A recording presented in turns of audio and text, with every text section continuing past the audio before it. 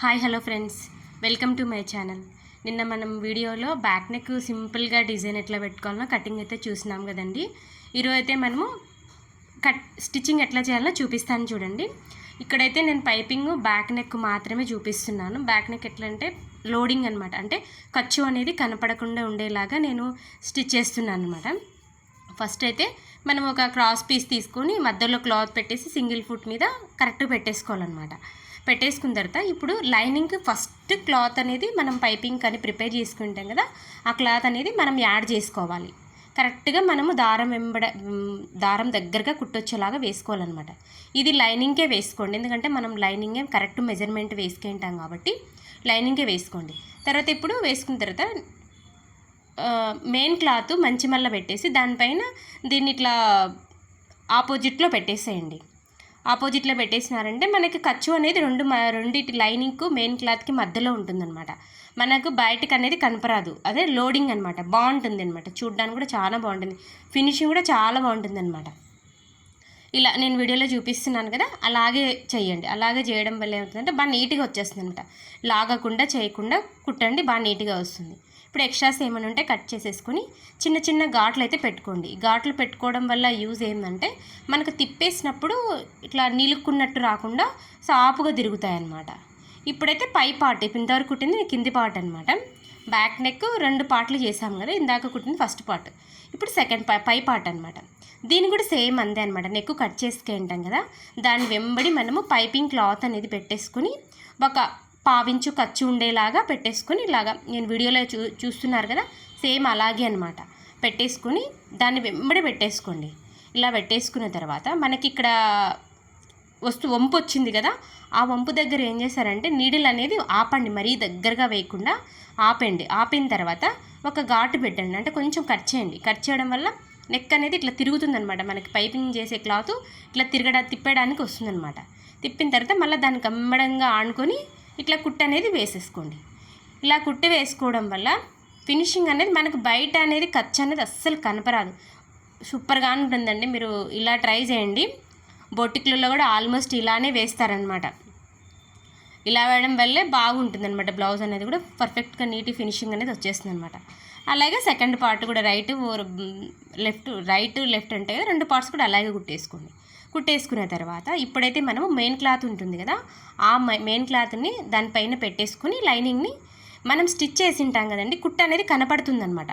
ఆ కుట్టెంబడంతా వేసుకోండి. కుట్టెంబడి మీరు కుట్టు వేసేసుకున్నారంటే కనుక మీరు దారం మీదకి పైపింగ్ థ్రెడ్ వేసింటాం కదా, థ్రెడ్ మీదకి పాదం పోకుండా ఉంటుందన్నమాట.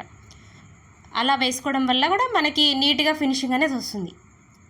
చూడండి, మీరు వీడియో అయితే మొత్తం స్కిప్ చేయకుండా చూడడం వల్ల మీకు చాలా బాగా అర్థమవుతుంది అనమాట. స్కిప్ చేసి చూసారంటే మన అర్థం కాదు, నేను ఏం చెప్తున్నానో కూడా మీకు అర్థం కాదనమాట. చూడండి, నేను ఇక్కడ ఫస్ట్ అయితే కుట్టు వేసాను కదా, నేను థ్రెడ్ పెట్టేసి ఆ దాన్ని అనుసరించి వేస్తున్నాను అనమాట. ఇక్కడ క్లాత్ కుట్టు అనేది ఇలా కుట్టు వేసిన తర్వాత ఎక్స్ట్రాస్ ఏమన్నా ఉంటే నీట్ కట్ చేసేసుకోవాలి. నీట్ కట్ చేసుకున్న తర్వాత ఇక్కడ కూడా మనకి ఒక హాఫ్ ఇంచు పెట్టి వేసుకుంటాం కదా, దానికి చిన్న చిన్న ఘాట్లు పెట్టేసేయండి. చిన్న ఘాట్లు పెట్టేసిన వల్ల నెక్ అనేది నేను ఎప్పుడు చెప్తున్నా కదా, కంపల్సరీగా ఏదైనా ఒక జాయింట్ క్లాత్ వేసినారంటే దానికి కంపల్సరీగా ఘాట్లు అనేది ఇచ్చినారంటే కనుక నీట్గా తిరుగుతుందనమాట. చిన్నగా మళ్ళీ మీరు థ్రెడ్ కట్టేలాగా అయితే ఘాట్లు అయితే పెట్టొద్దండి. కొంచెము అలా పెట్టేసుకొని నీట్గా తిప్పినారంటే మీకు పర్ఫెక్ట్గా అసలు మీరు కష్టపడాల్సిన అవసరం కూడా లేదనమాట. ఇలా అనేస్తే మనం తిప్పేసినామంటే ఈజీగా తిరిగిపోతుంది. ఇక్కడ వంపు దగ్గర మాత్రం కొంచెం అది రాదు బయటికి. మీరు ఏం చేస్తారంటే ఏదన్నా ఒకటి సన్నగా సూది లాంటి ఏదన్నా ఉంటే కానీ ఇట్లా కొంచెం లాగండి, బయటికి నీట్గా వస్తుంది అనమాట. బయటికి లాగినామంటే నీట్గా వస్తుంది.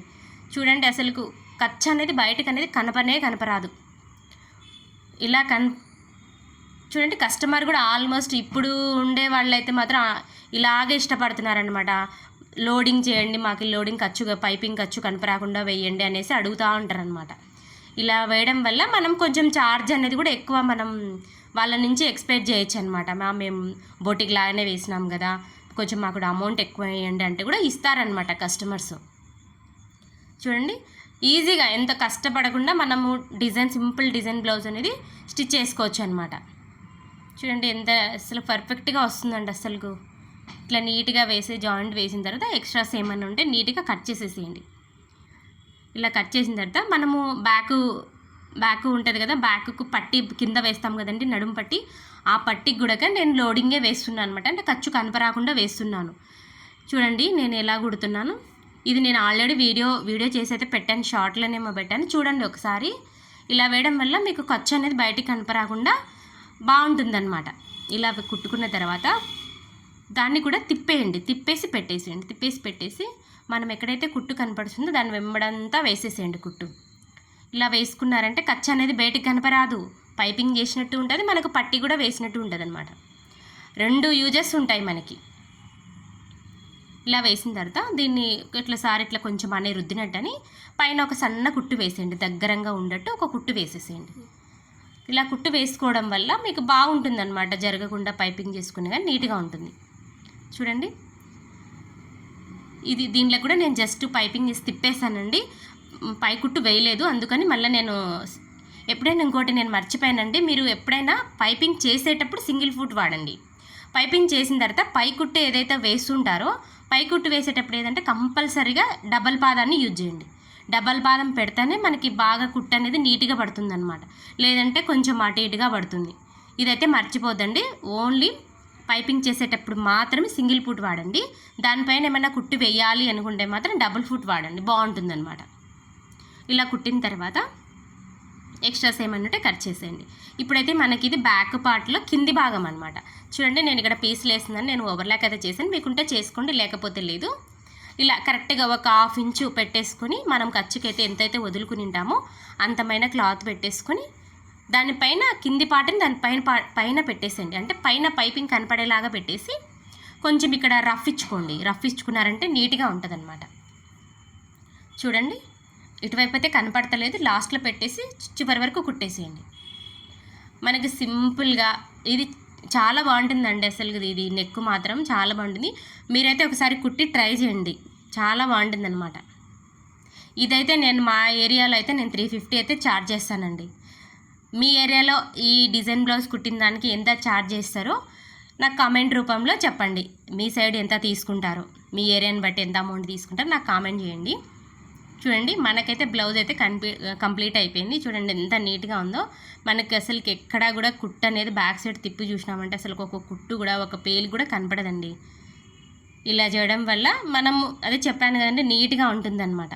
నచ్చితే లైక్ చేయండి, షేర్ చేయండి, సబ్స్క్రైబ్ చేసుకోండి ఫ్రెండ్స్. మీరు షేర్ చేయడం వల్ల షేర్ చేయడం వల్ల ఏమవుతుందంటే ఇంకొంతమందికి లైక్ చేయడం వల్ల ఇంకొంతమందికి అనేది వీడియో అనేది